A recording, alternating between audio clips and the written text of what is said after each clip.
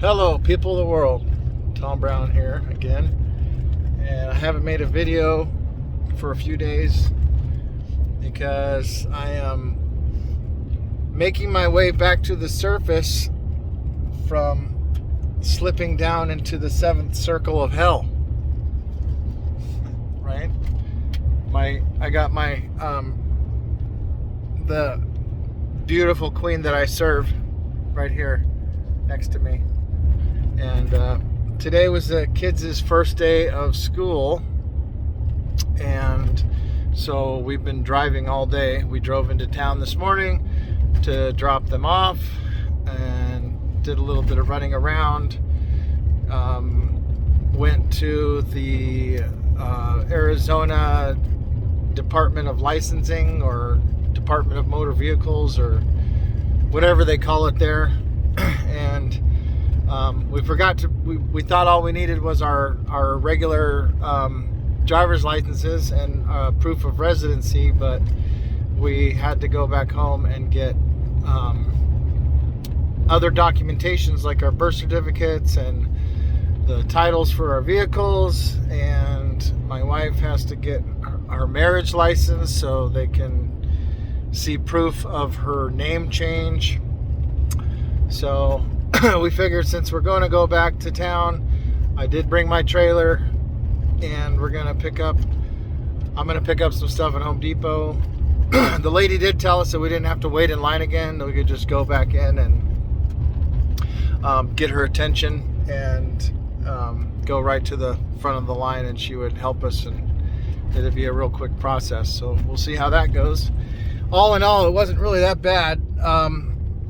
I've spent time at the DMV in California, and that is like a nightmare compared to Arizona. We had to wait like maybe 20 minutes, maybe 25 minutes at the most.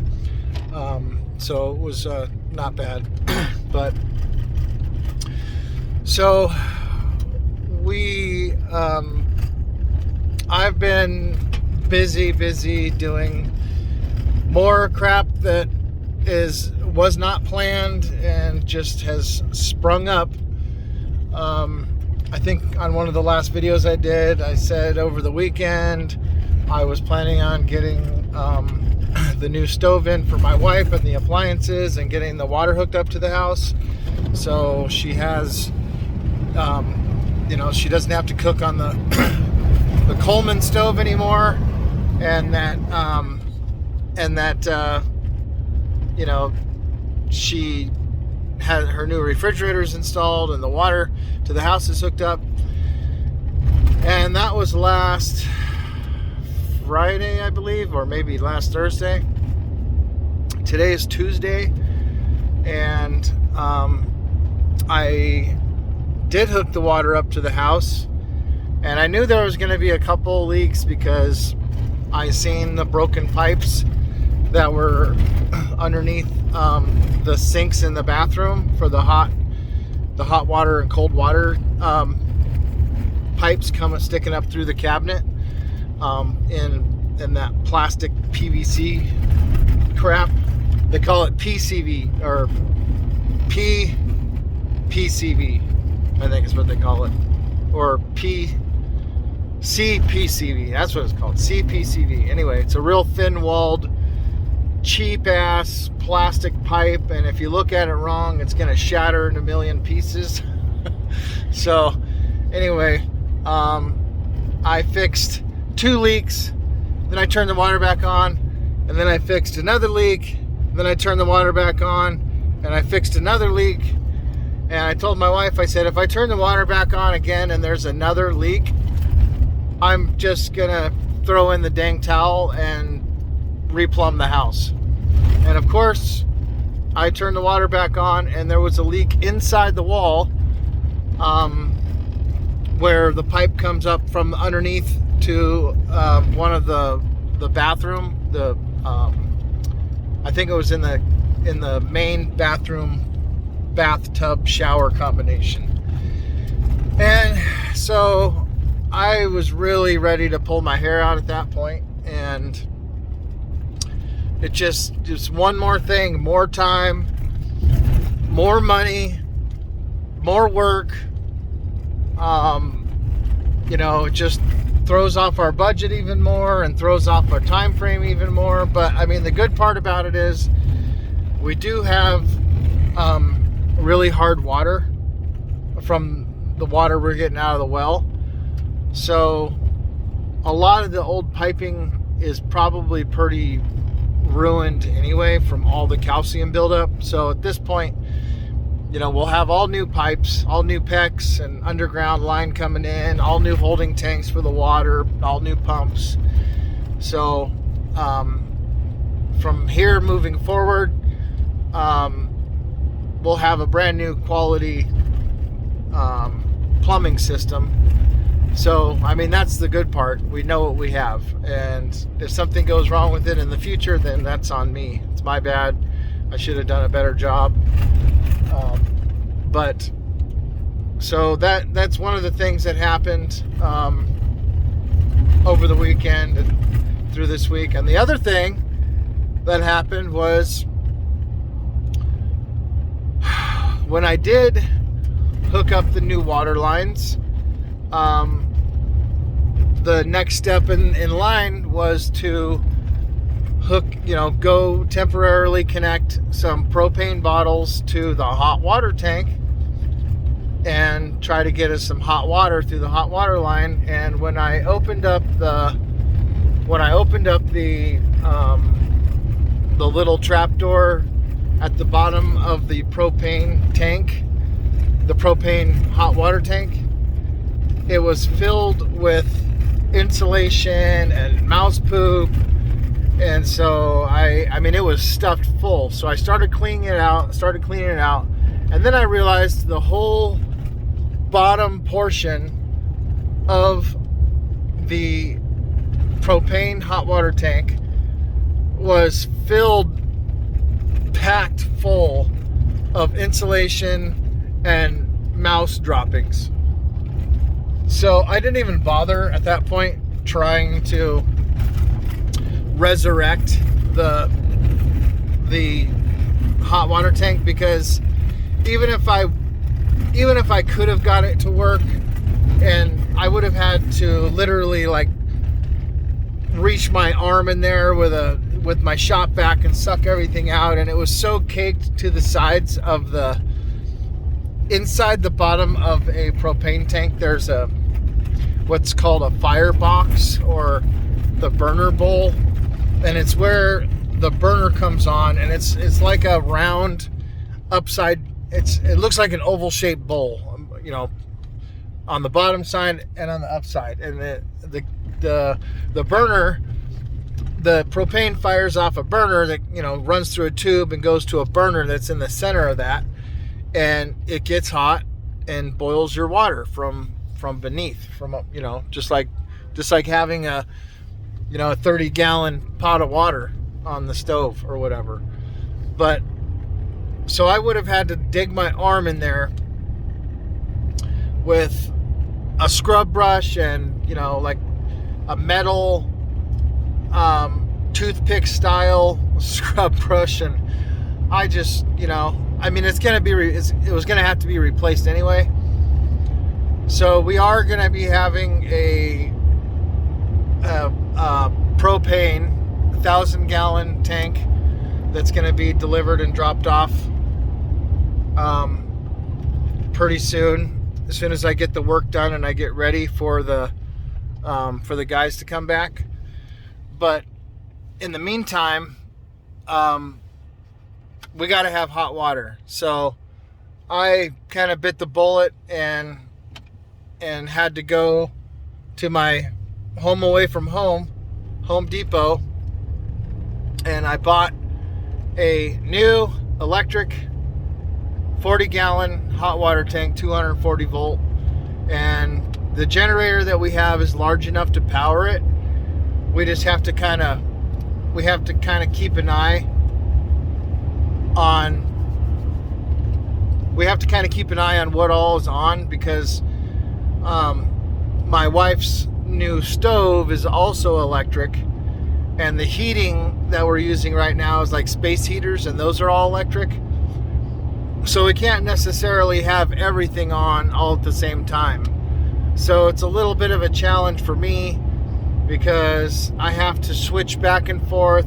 We have one generator that we run at nighttime because it's only a 2300 watt generator, and it uses a lot less gas than the 10,000 watt generator that we have running during the day. And I just keep that on at night.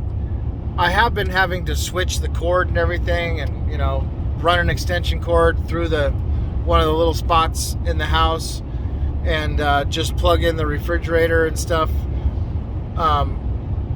so I can keep the fridge cold at night. But I decided to rig it up to where all we have to do now is just turn on one breaker and turn off another breaker to switch between the two generators.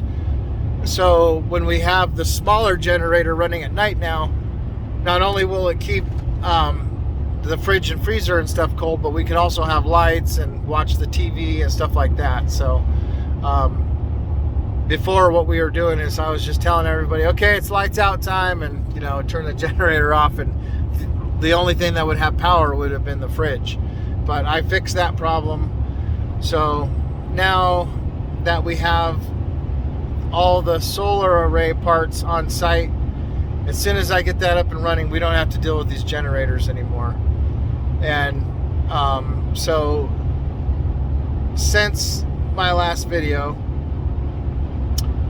my wife has her new stove installed, and maybe I'll take some pictures and add it to this video when I get home. But she's got her new stove installed, a new refrigerator installed, a new sink and faucet, because one of the other problems we had when I did get the water on in the house and got some new plumbing ran to the kitchen sink and to one of the showers, you could turn on the faucet for the sink, but it was just like spewing, the faucet itself was spewing water pretty bad all over the counter. So my wife didn't even want to use it, even though there was new water lines hooked up. So I took out the old sink and the drains and put in a new sink, new drains, and new faucet. So basically her kitchen's all up and running now. She's got hot and cold running water at the sink. She has a brand new electric range in the kitchen, and she has a brand new refrigerator. So, and we have a hot and cold water coming out of one of the showers. So I'm basically to the point now where I can kind of start concentrating on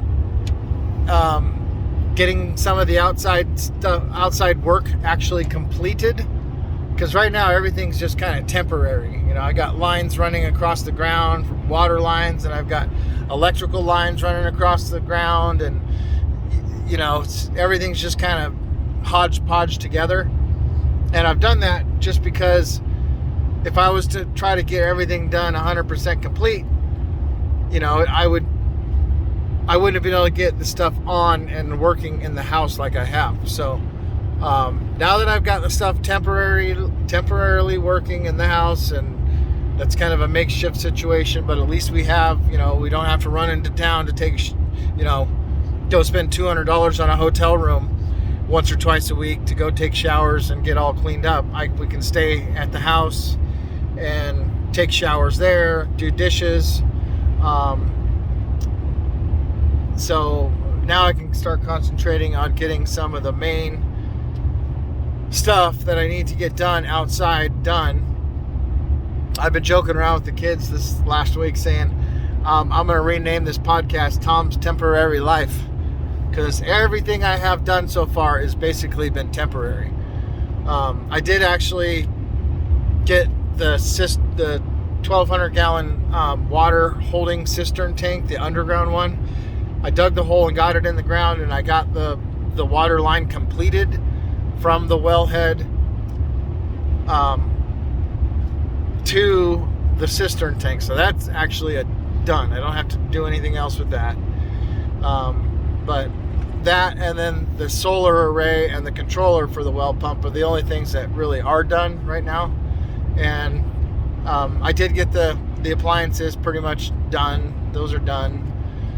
But so it's been a process. You know, a lot of the little things that just pop up and kind of hit you in the face out of the blue. You know, they're just, you know, you got to deal with them as they arise. You can't ignore them. You can't ignore the little issues and the little problems that come up, because they're not going to go away.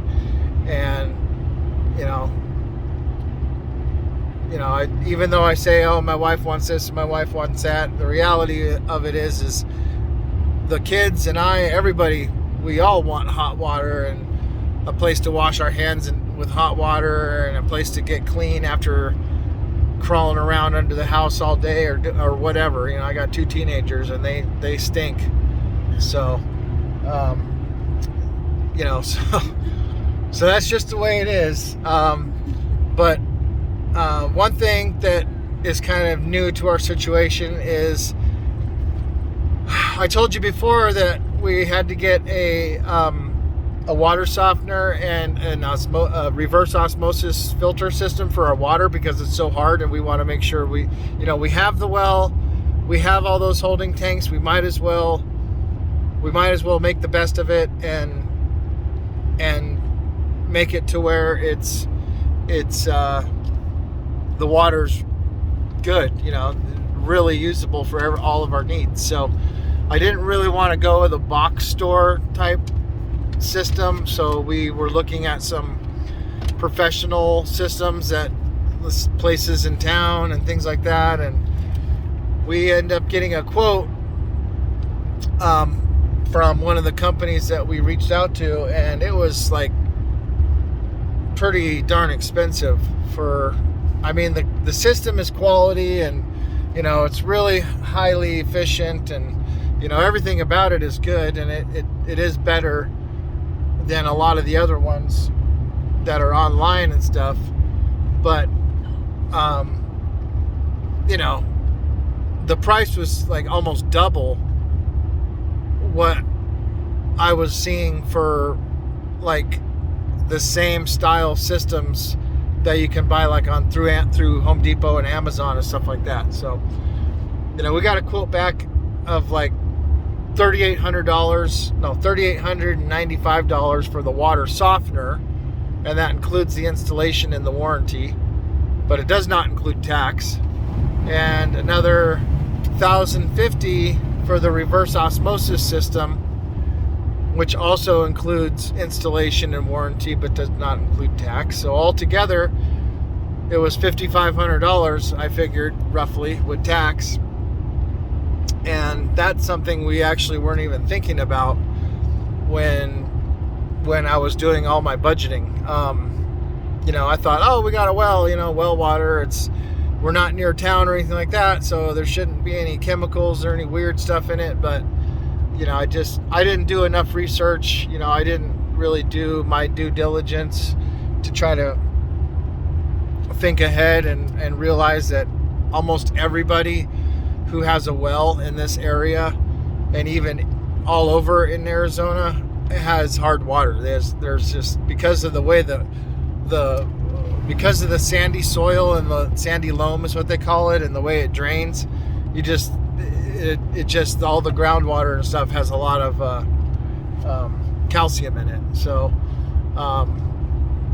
that's just the way it is, and it's one of those things. I would like to not have to spend $5,500 on the system, but we can't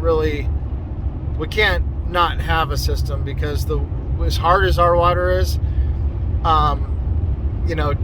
we don't have it installed yet, and just from the few days of taking a shower, my hair already feels like a burlap sack, and I look like E.T. If I don't put on lotion on my arms, you can actually see like the white, how just what it does to dry out your skin and stuff. And it's gonna, it's okay to do that for a few days or whatever, but we don't want to run it. We're gonna have a brand new on-demand propane tankless hot water heater, and we got all new, a new sink and a new faucets and new pumps everywhere, and we can't really do anything to mitigate the calcium buildup on that stuff. But as far as all the stuff that we can avoid, like the refrigerator that we bought has a ice maker in it. It does not have a water dispenser thing on it, but it does have an ice maker, which it hooks into the water line. So we don't want to hook the ice maker up yet to the water system until we have the soft water system installed, because it'll start to ruin our appliances. And we have nice appliances. We have a brand new washing machine. Well, it's not brand new, but we bought it a couple years ago. It's a pretty nice washing machine, and we don't want that to get ruined. So it's all these little things that are new that we want to have last a long time, that we got to get that soft water hooked up, the water softener hooked up before we start moving too far along here, because otherwise it's going to start ruining the stuff we paid all this money for. So that's kind of the next thing on the agenda. My wife might have to go into town one more time to do laundry, just so we can not have to wash our clothes or run the hard water through our washing machine and to get it on our clothes and stuff. So that she might have to do one more trip of that. But we're going to figure that out within the next few days. We're either going to bite the bullet and go with the good system that was basically quoted to us that they have in stock, or we're going to try to get a good system that's not quite so much money, and we got to kind of find one and see how long it's going to take to ship or whatever. So anyway, that's my update. We're just right now just kind of living